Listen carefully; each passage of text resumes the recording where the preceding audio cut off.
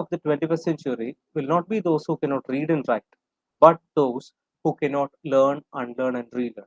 Because in research, you cannot say that your learning have ended by the so-called awarding of your PhD degree, because the tools and techniques are expected to be sharpened and updated by almost every day because of the developments happening around. So, especially at the advent of different AI tools, research has been a very complex but easy task nowadays. So, it is the task of the researcher as well as the research guide to equip yourself with the latest trends in the technology. As always, Aristotle have told, we are eager to know and we have the desire to know, but research is always beautiful when it is done out of reason, passion, and desire, but never beautiful when it is a compulsion. So we face a lot of compulsory research out of when we do it for your promotion, appointment, and that sort of things, and that is why we find some theses submitted for the sake of theses. For example, the topic remains the same, only the district will change. Maybe women empowerment in such and such district will be one thesis. The next thesis will be the next district. So the contribution to the theory will be actually zero. So international at the international parlance, such theses will not stand. That is where your updation to the international context of literature is much relevant. And research is more better when we do it with a rational way of thinking, with an expert and exhaustive treatment, desirous and deserving your level of expertise. For example, in CBSE Board of Examinations, during the fifth standard, my daughter is now in the seventh standard. During the fifth standard, my daughter had an assignment to collect data regarding the ice creams sold in the nearby stores, the prices, the flavors preferred by the customers. It is a fifth standard CBSE assignment. The same thing is done by people at graduate, postgraduate, even PhD level, right? The consumer preference, perceptions, whatever possible dimension that we call. And the topic remains the same, only the expert and exhaustive treatment remains different. So, are we giving the adequate expert and exhaustive treatment to the topic or the problem in hand? That's the only question. The number three is the search and solution for the topic as well as the solution. This has to happen in research. Normally, at times, at the doctoral committee interviews, when people ask you, what is your problem? People say, no problem, sir. But the problem is the candidate has not really identified a real good problem which is defendable or which is unique, which is presentable. At times, uh, some universities are asking people in a certification that such a topic is not presented or submitted for awarded degree or considered for awarded degree in that particular university because of the plurality of the same topic submitted several times. So the uniqueness is also important. Then the exactness calls for the scope of the study. The scope of the study calls for the geographical scope, the conceptual scope, and the methodological scope. And this has to be very clear for the researcher so that he or she is not exceeding the limits or he or she is not wasting the time, because exactness is the clarity. Once the problem is well defined, it is half solved. It is a famous quote by Albert Einstein. Then we come to analysis.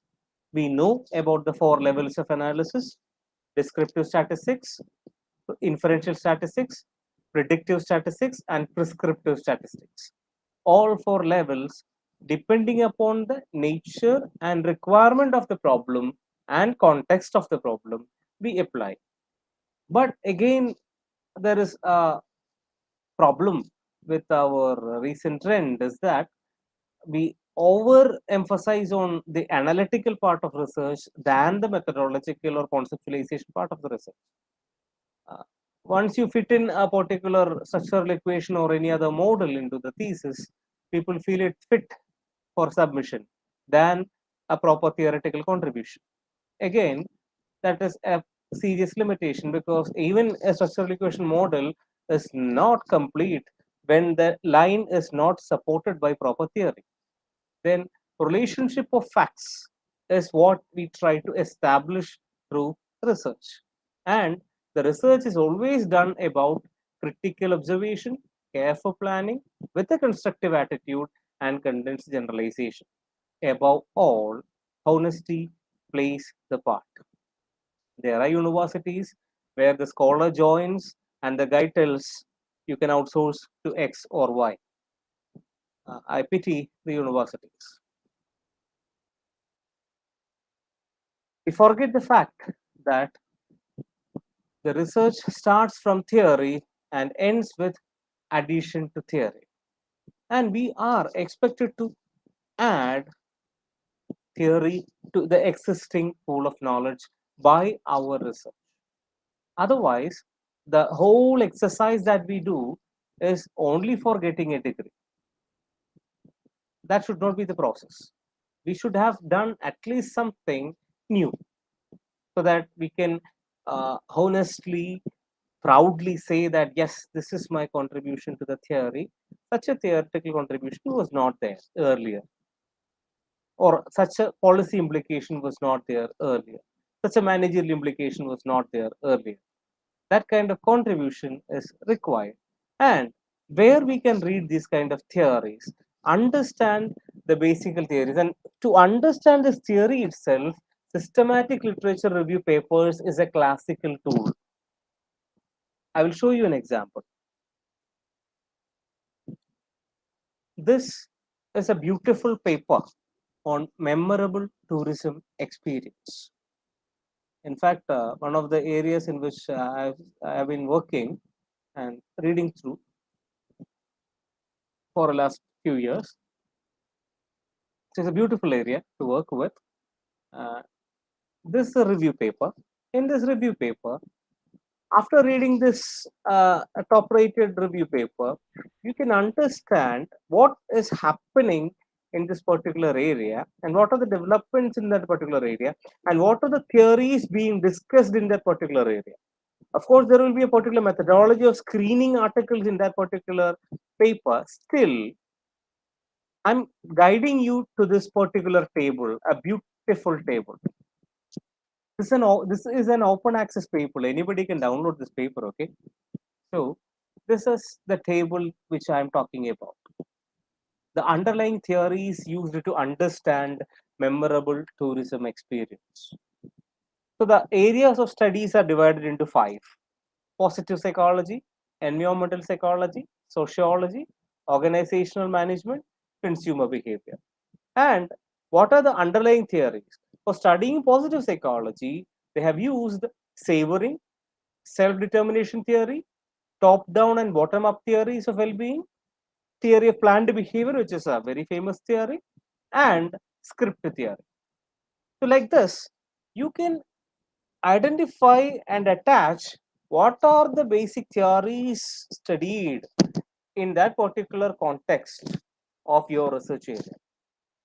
So from those theories, underlying theories, connectivities, you will develop your hypothesis. Not only just the name of theories, those theories, the interconnections, the results, you will develop your hypothesis. You know that the hypothesis is inferior to thesis. That is why it is called as hypothesis. Otherwise, it is hyperthesis. And in hypothesis, we know that the we assume that there is a relationship between something. That if you say like that, it is a research hypothesis. If you say otherwise, there is no relationship, that like that kind of thing, we call it as null hypothesis, otherwise called as a statistical hypothesis. Both way you can, it is fine, but it is the recent development that we always insist on research hypothesis, and we identify the variables of your study.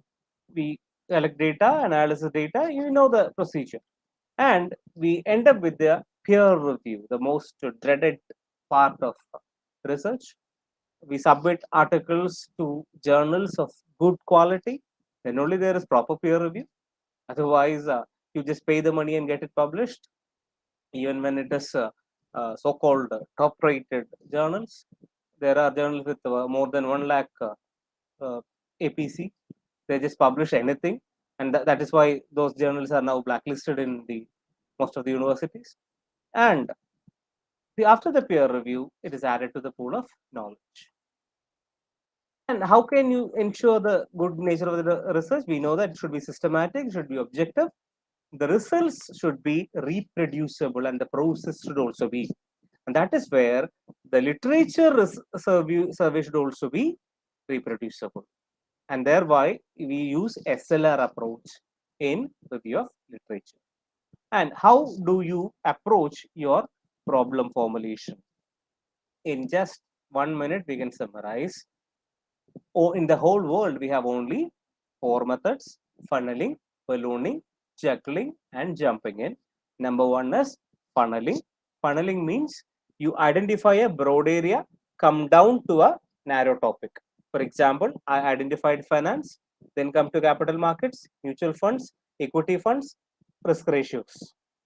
So that is coming down to that particular topic. It is funneling. Otherwise, you find a topic and go up. That is called as ballooning. So 4-3-2-1 is funneling, 1-2-3-4 is ballooning. If I don't follow the order or I mistake this order, that is juggling. And if I don't follow any of these approaches and just select a problem, that is jumping in.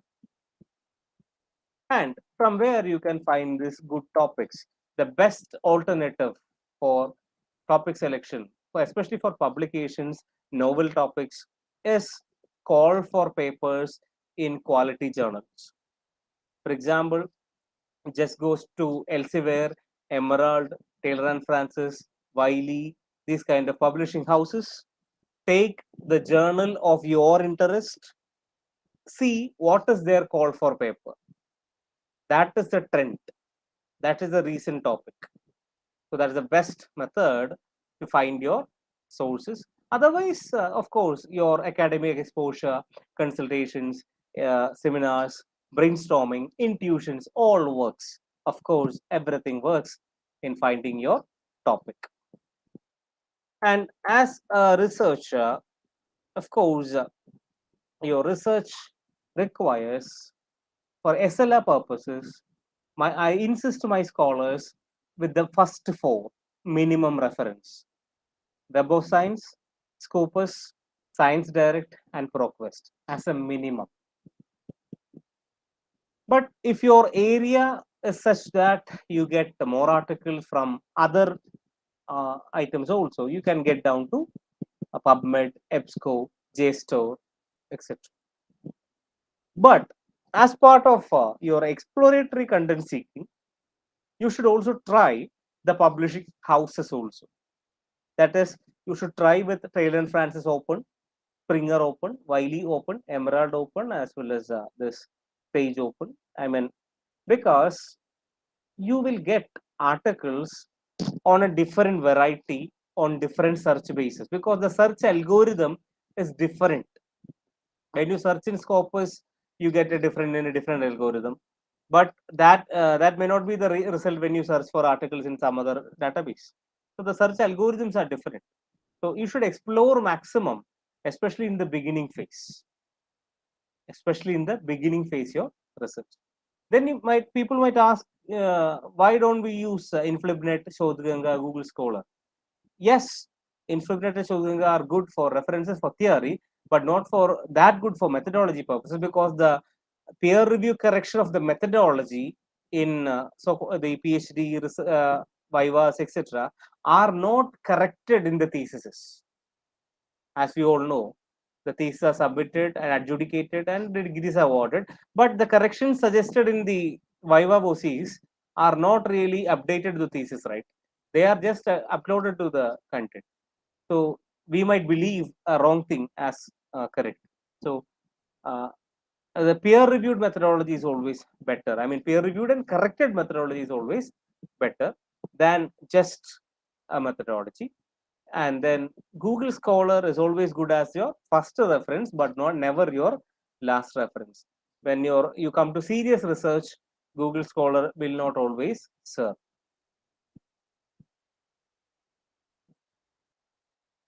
As a serious researcher, it is our duty to understand and also read seminal articles in our areas. What do you call by seminal articles? They are the landmark and classical articles in your particular area. Sometimes, for example, in service quality, the article by Parashuraman et al., you cannot forget. If you are doing research in special events, I mean tourism special events, you cannot forget Donald Getz. If you are doing research in Nudge, you cannot forget Taylor and Sunstein.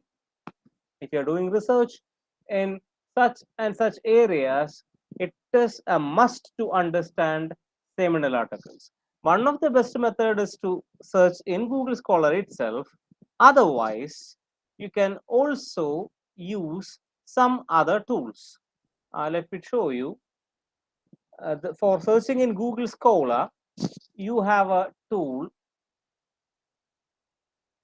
It is called as Publish or Perish, a free application. You can download it from the web.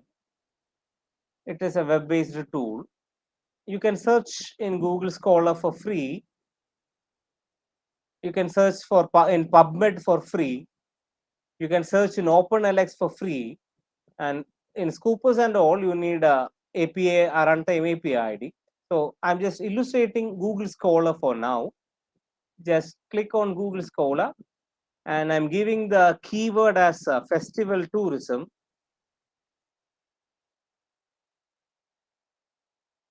I will be getting around 200 results, as I have set the result as 200. I'm stopping the search for now to save time because I don't want to waste your time. So just see this, the rank. This is Google Scholar rank. So this is the Google Scholar algorithm. When you download, you can download this thing, this save result as. You can use this button, save result as CSV. So you can download it as an Excel file and use it for reference and sort it also. So this article by O'Sullivan, D. O'Sullivan, Festival Tourism in 2002 is ranked number 1 by Google Scholar, and it should be the first one as far as the Google Scholar is concerned when you search it with as a keyword. So this is how you can identify the seminal articles. One method. This blue H means these are highly cited articles. So these are how we read it out.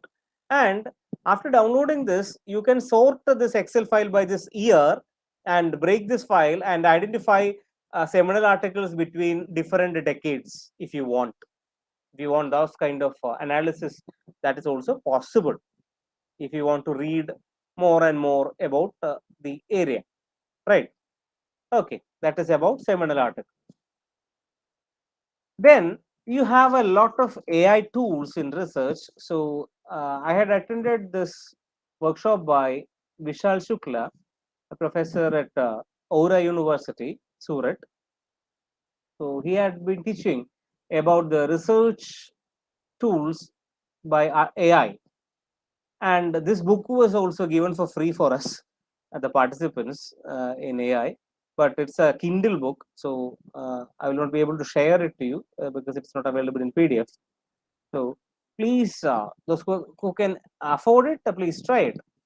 It is worth reading. For those research scholars, it is worth reading.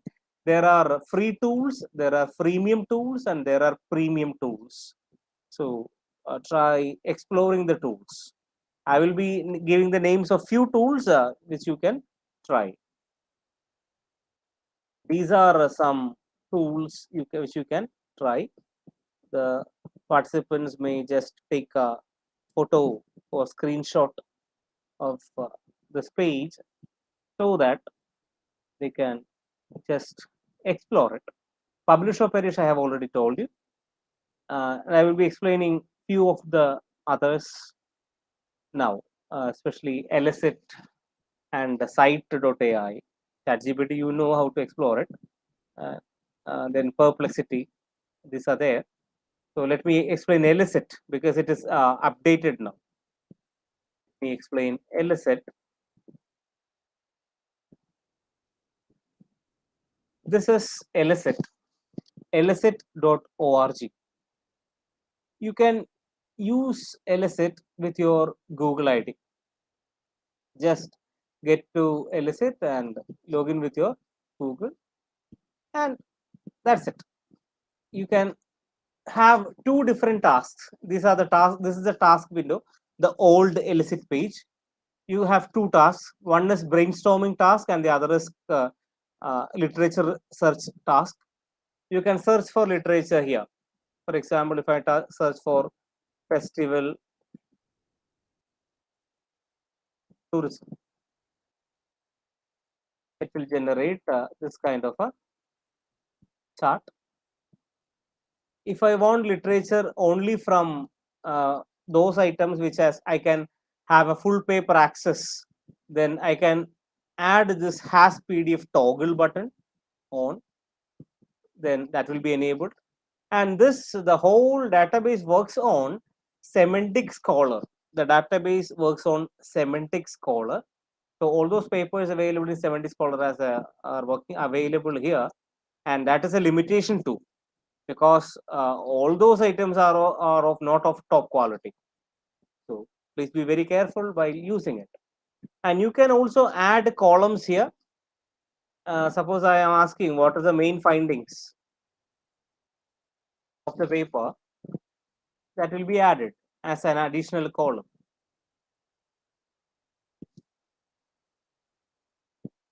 And I can export the findings as a CSV file, I mean an Excel file.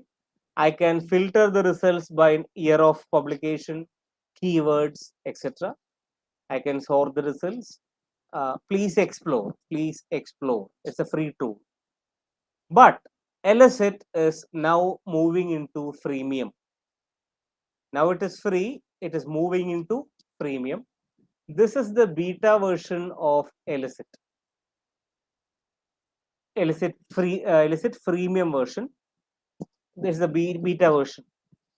When you click on the beta version, it will be appearing, in which you can upload papers to the file and extract information from that.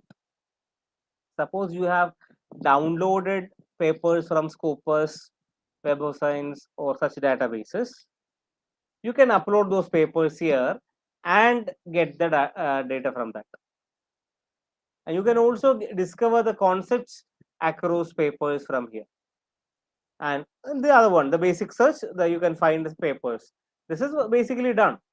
You can just the concepts from you can suppose I just typed a memorable tourism experience.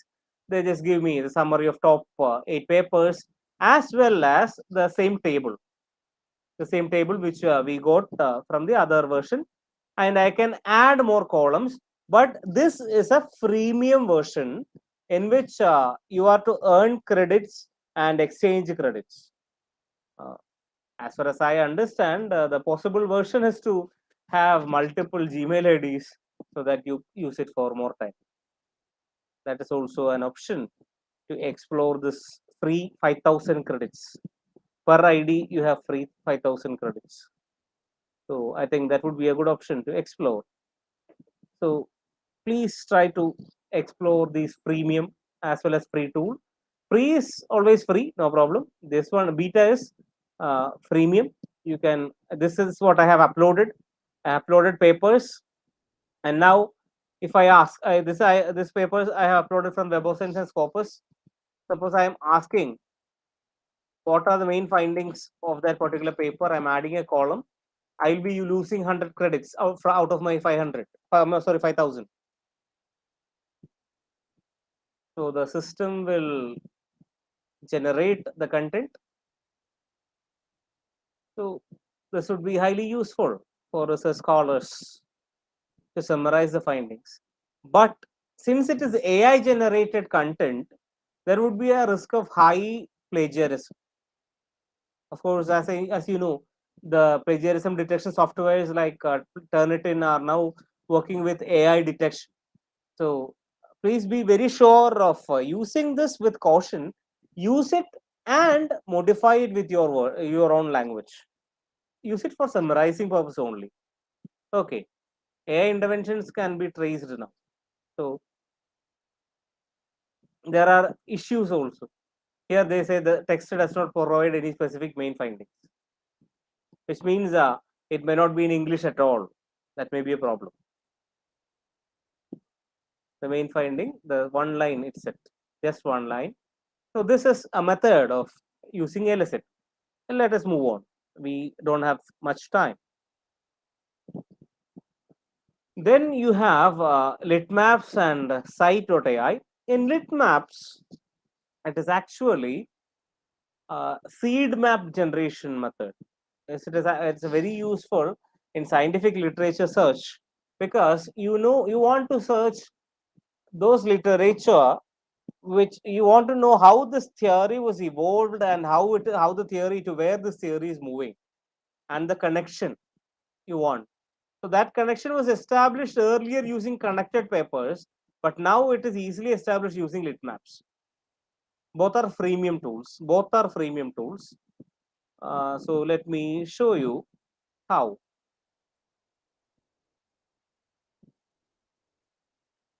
I'm just changing this. This is connected papers. It's an old tool, but you can just give the keep important paper which we want to hear. Suppose I want to know special events defining the products by gets. I can get a connected list of connected papers. This will give me a network of connected papers so that I can read through the papers and understand the semantic scholar link is here, DOI is here, Google Scholar link is here, so I can read more on the papers. So connected papers are identified, but the seed map is more better. Seed map is much better. So it also requires a login, and most of these items can be logged in with your Google ID. And as far as possible, don't use your official Google ID to log into any AI websites, because nowadays nothing is free, right? Data is always data. So create an ID for your research purpose alone and use it for these login IDs. And you can just create your seed map. So I'm searching.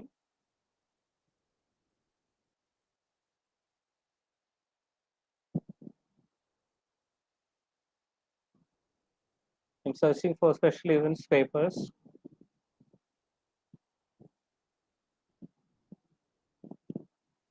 They're showing some recent papers.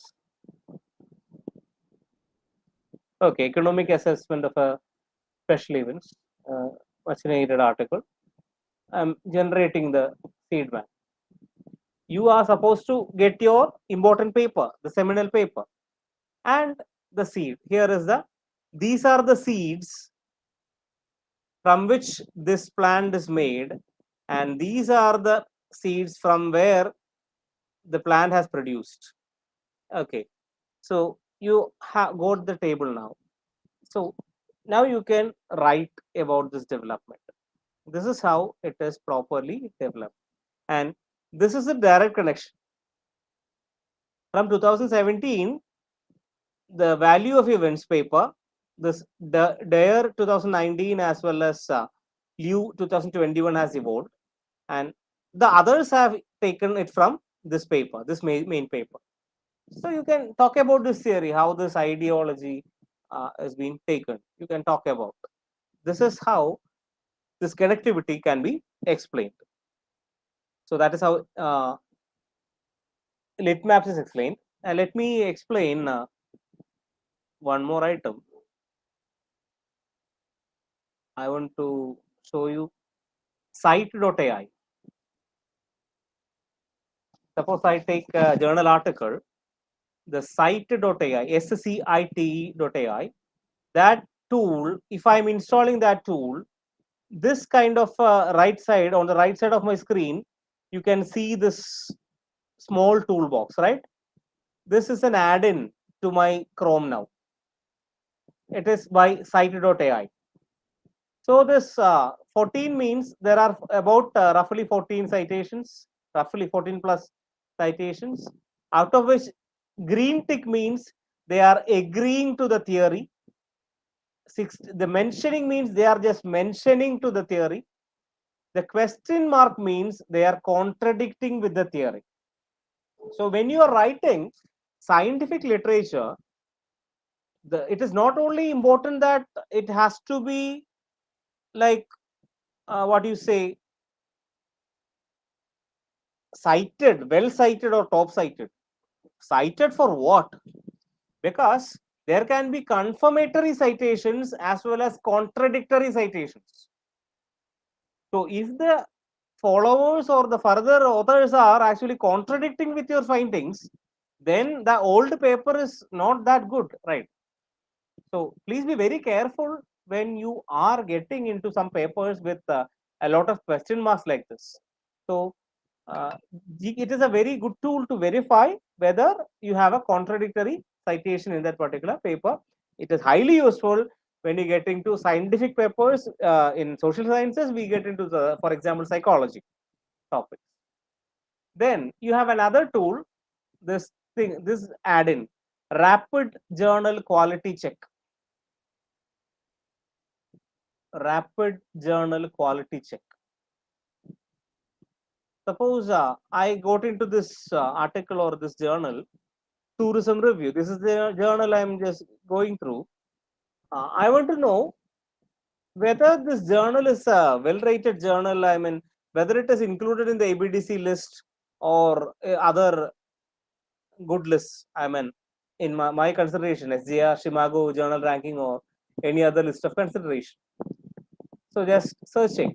So they say that tourism review is in the Shimago journal ranking Q1 ABDC B category. So if I am having a systematic literature review of those articles with only A category, so this article will be dropped because this is a B category journal. Got it. So that is why this tool is also very useful. Rapid journal quality check. This Chrome add-in can be installed. Rapid journal quality check. Okay.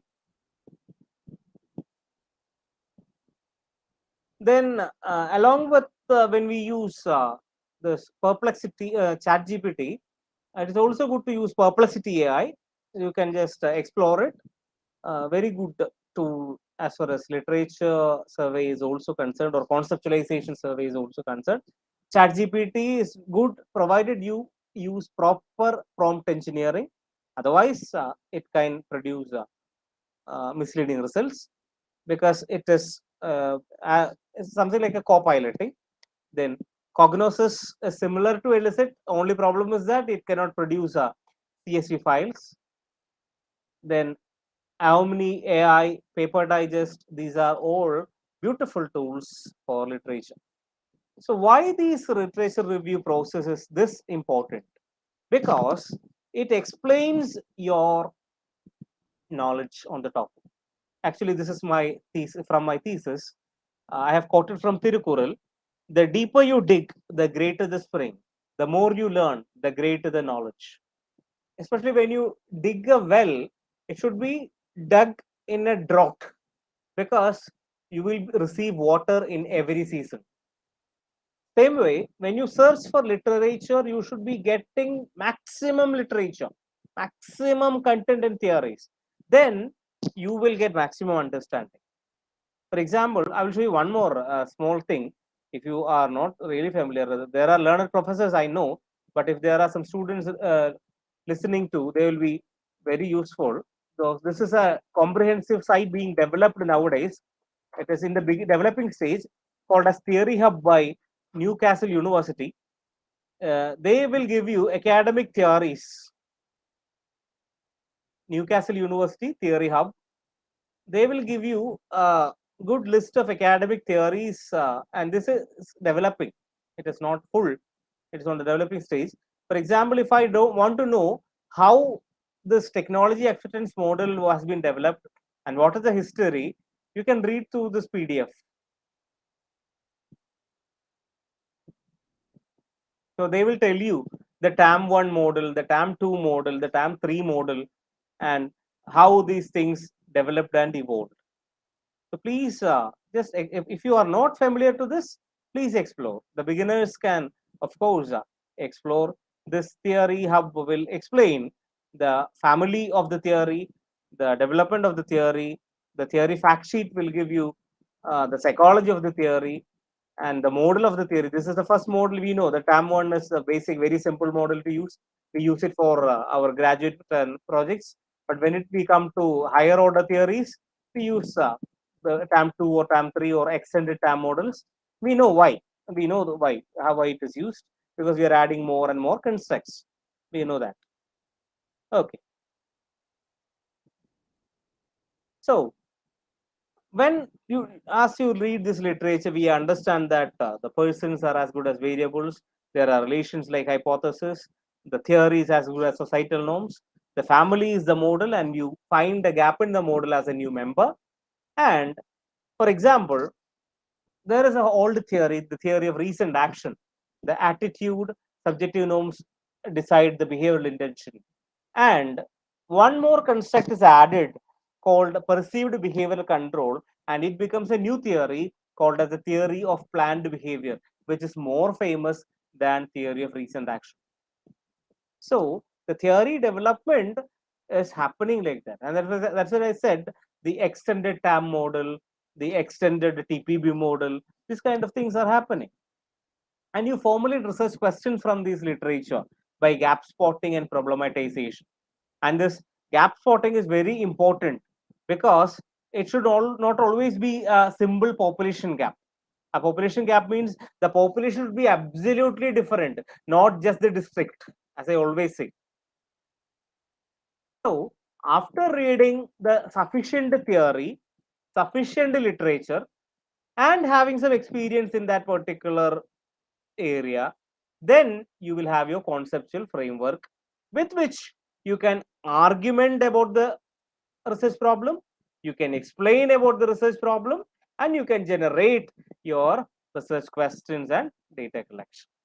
This is how the whole research process should go. Not my words, I have given the citation. It is from Sage publication. So we expect people to have sufficient theory backed reading before getting into the actual data collection and others, and not just simply collect some data and put in some tables and get a report. And how you can search? You can search with three strategies: random search, cited reference search, and building block search. Random search means you just search your keywords when you don't know what is your keyword. For example, I want to do research about festivals. So festival tourism, festival as events, festival as rituals. I can have a n number of keywords, right? So what should be my keyword? It's a question. So I will have to find out and sort out different random keywords.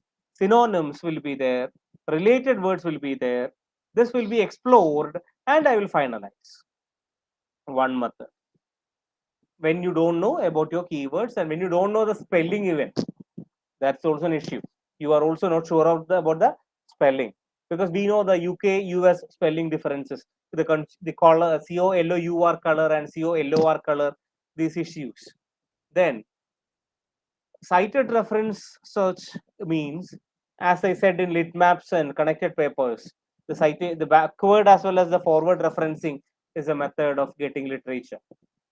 And the best method used in research is building block search. What you do is financial satisfaction in mutual funds. It is my building blocks. Financial satisfaction in insurance. Financial anxiety, financial anxiety among salaried individuals. So if I'm doing that kind of things, these items make out my building blocks. And building blocks are phrases which has proper meanings and are not too long. And there should be the quality of a building block. And after searching this literature, you can do your hypothesis formation, bibliometric analysis, or any future analysis. And you cite it properly using Mendeley, Zotero, EndNote, or rough work. Any one should be used by serious researchers as well as PG students. And it is important to do background citation, method citation, as well as result citation, as we already told. In background citation as well as problem formulation, the conceptual clarity with literature, the contextual relevance with statistics, and the SDG relevance, the Sustainability Development Goals relevance, is my contribution to that. These three items in the research problem: year, method, what is the dependent variable, moderation or mediation, and what was the one line or two line finding, not more than that. One line or two line, not more than that. And what is the theme? What was the theme of that particular paper regarding that particular item? For example, suppose I'm talking about financial satisfaction regarding that. That's it. And if you are writing a paragraph of review based on that, a thematic review, a systematic review, the priority or order can be fixed based on that theme. That is why this is done. And this is made up by me based on my exposure with serious researchers as well as my own experience. So this theme and priority is very useful. And I will show you how it is done. My Excel table I will show you. Please understand the JEL classification of keywords when you search with the literature, the Journal of Economic Literature. For example, G11 means investment decisions. So you should also be very familiar with your number of keyword, right? And in systematic reviews, it is important that you understand that it is above the mere narrative review of writing one paragraph about one item or a paper. It is not just a rapid review. In a scoping review, what happens is you have more than one research question, and in an umbrella review, you are reviewing review papers, and in meta-analysis, you are actually doing statistical analysis of the review paper. In a SLR, what are actually doing is you are collecting literature and exploring content based on a particular protocol. And there are different protocols. Protocol means it is a clear roadmap of what should be done. These are available at different registries. This is actually a library science area. These are the different popular registries: Prospero, Research Registry, InPlazi, OSF Registry, Protocols.io. These are available. You can just go get into these registries and read through. Otherwise, you can also contribute. If you have your own protocol, you can contribute. But we are we just want to adopt some what is or which is already popular. That's the easy method, right? So that's what I'm going to tell. This is the classic method of SLR, the PICO framework, because SLR was evolved in medical science. PICO in elicit also, we saw these words: population, intervention, comparison, and outcome. These words were seen in this particular heading in elicit also, because this is a classic international way of presenting scientific outcome: population, intervention, comparison, and outcome, as a classical method. But in social science later, we had more developments. Then there are different types of review articles in which, as according to Justin Polster, his papers in 2020, 22, and 23, you can have different n number of papers, right? And out of the different structures, what we recommend for research scholars is framework based reviews. You can use a framework which is suited for your topic. For example, if your topic is highly qualitative, the 5W plus 1H is suitable.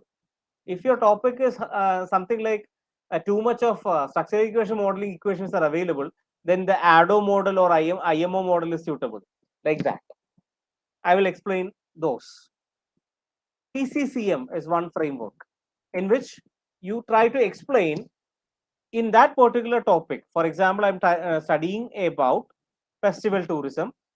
I will summarize about what are the different theories studied in that particular area, what are the different contexts in which those studies were conducted, what are the characteristics in which those studies were conducted, and what are the different methodologies adopted for studying those items. This is TCCM, theory, context, characteristics, and methodology. TCM, we just remove characteristics. That's it. And 5W plus 1H, I said if it's a qualitative one, you can get into the who, when, where, what, why, and how. This is also possible. And when it comes to a clear model based studies, it is easy that you can present this an ADO approach. This is one of the most celebrated method of systematic literature review: antecedents, decisions, and outcomes. You can study what were the antecedents of a particular behavior. For example, a travel behavior, or otherwise a visit behavior, and decisions. What are the actual behavioral performances happening, and what are the outcomes? And this can be clearly explained, and sometimes easily explained by this particular study. IMO is similar, actually similar, and almost another name to the same theory: input, mediation, and outcome.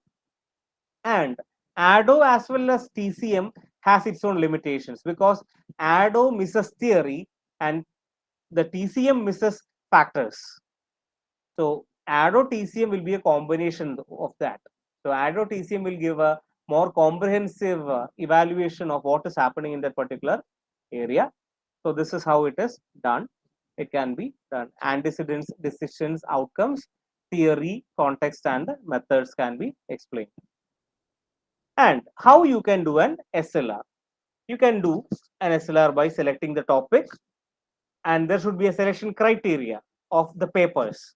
Papers will be selected with an inclusion as well as exclusion criteria, and the streams and periods will be selected. Streams and period means, suppose you are searching in Scopus, you will be selecting it as social sciences or even lesser. Suppose I am doing only in tourism, I can specifically select tourism in Scopus because it is an identified sub area in Scopus, like that.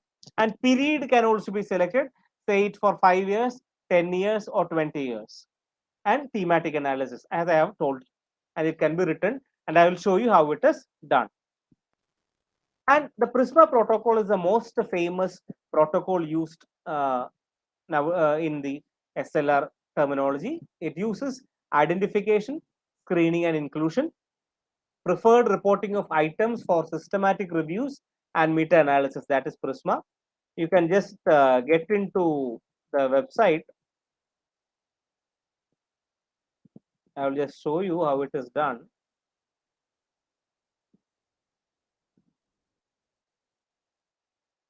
If you just search Prisma protocol in Google, you can get into the website Prisma statement. So this Prisma statement is our item. In Prisma statement, you are supposed to go through checklist and flow diagram. This flow diagram, actually we have 4 files. The first 2 is for the original SLRs done, and the second 2 is for extended SLRs. That is, you have already done an SLR, now you are extending. That is the second 2, 3 and 4. But when you are doing it for the first time, the 1 and 2 will do. And what is the difference between the 1 and 2 means? There can be the databases and registers only. For example, Scopus, Science Editor, etc. only. That is the first file. Second file is, if you are using files from Asian Bank Asian Development Bank, World Travel and Tourism Organization, RBI. These are not database or registers, right? So if you want to include their publications, then you should use a second file. So I will show you how the second file looks like. This is how the second file looks like. So in the identification phase, I will show how many files are in search, how many databases are searched, how many registers are searched, how many duplicates are removed. Duplicates means Science Direct will have files which is sometimes similar to the Scopus or sometimes similar to the Web of Science. So I can remove by reading the title itself. Then after reading the title and abstract, I can screen. Then I can exclude by my criteria, exclusion criteria. It is not relevant to my area, my scope, etc.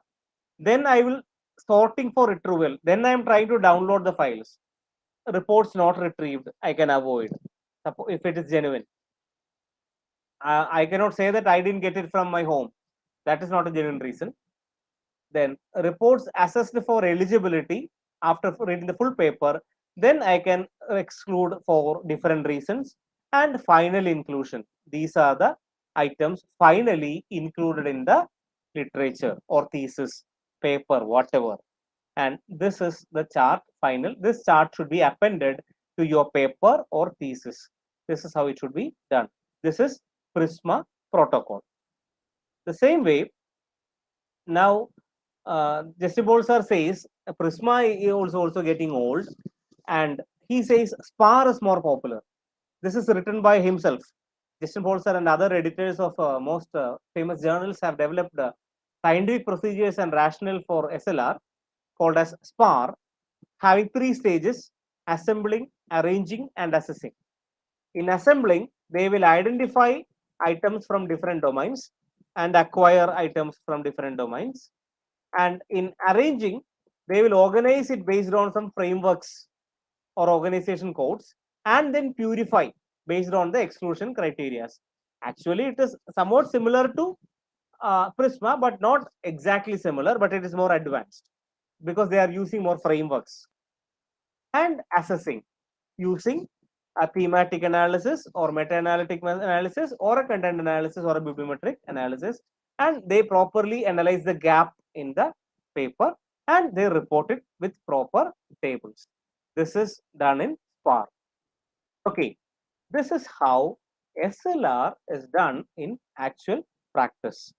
And this method of doing research is getting more and more popular, and these kind of papers are now the in-demand items.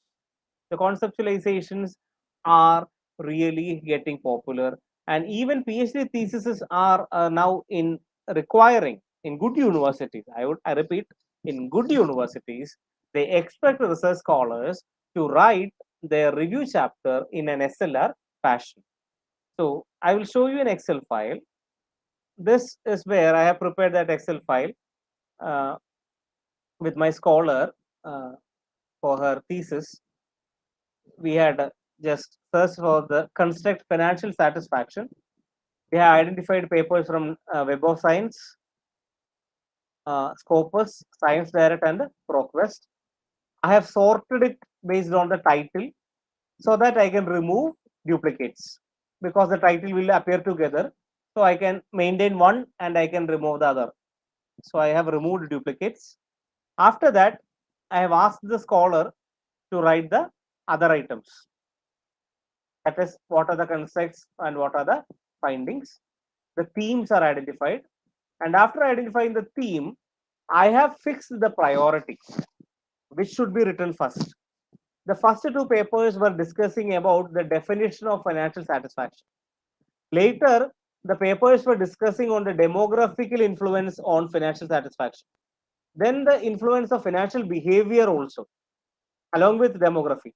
Then life cycle, then gender, income. So I made this order based on my it is the researcher discretion. I made fixed this priority. We sat together, discussed, and fixed this priority, and we started writing. The extent of gratification with one's present overall financial situation and a desire to achieve greater status are often coined as financial satisfaction. The items are properly cited, and the other influences. And when we use these kind of multiple citations, we will be saving time, space, and creating reading interest. Otherwise, if it's a narrative review, people will not read what is written. But when it is a thematic review, it is easy. It is easy to attract reading interest, and that is why people expect us to write a thematic literature review or a systematic literature review. This is an example of a thematic literature review, and the other some examples I will share to the WhatsApp group. One group I am a member, so I will post it there. The I mean, I will share to the coordinator. The coordinator will share to the other groups, so that you can also read through different types of SLRs and different models. So thank you very much for this opportunity. I hope you are benefited from the time spent. Thank you very much.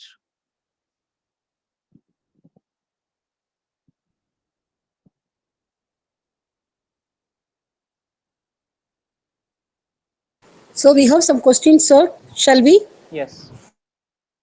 What is meta-analysis?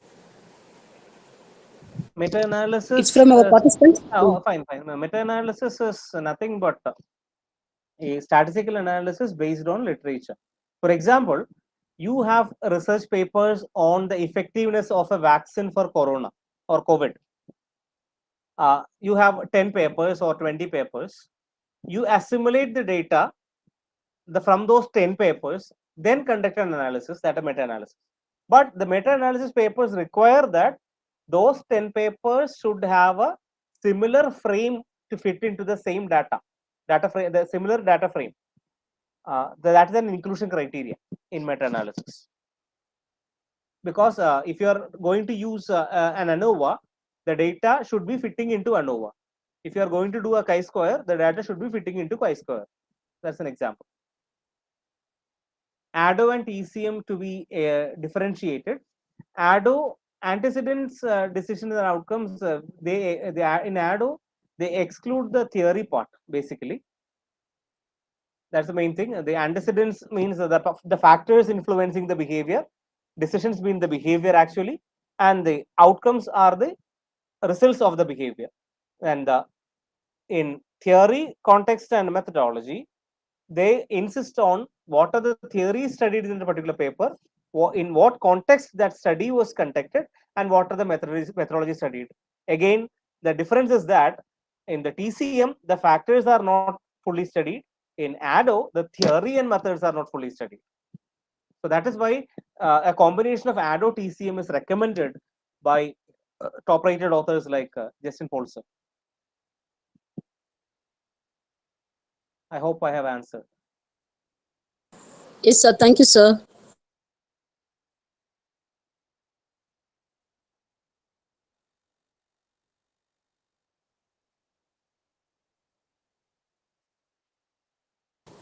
Saranya ma'am? Yes, ma'am. Yes, ma'am.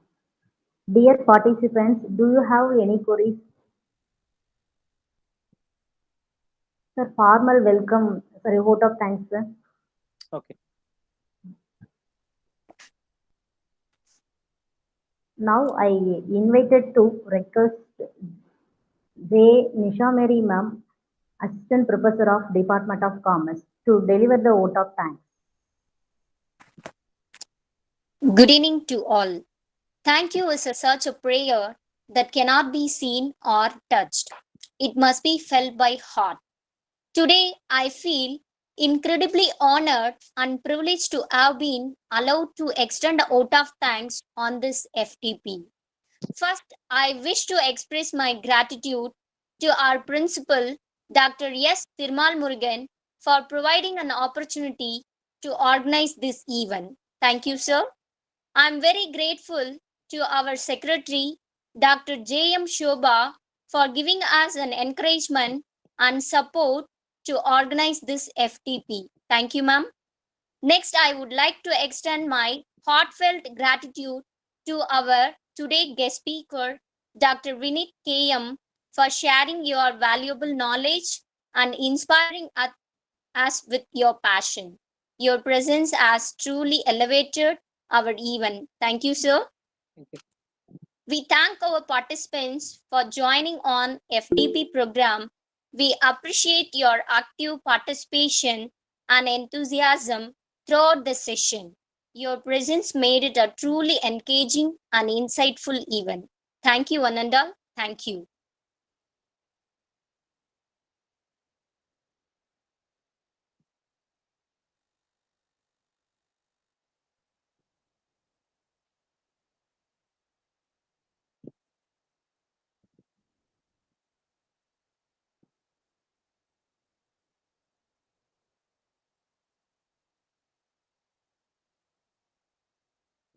So thank you so much for joining with us, sir.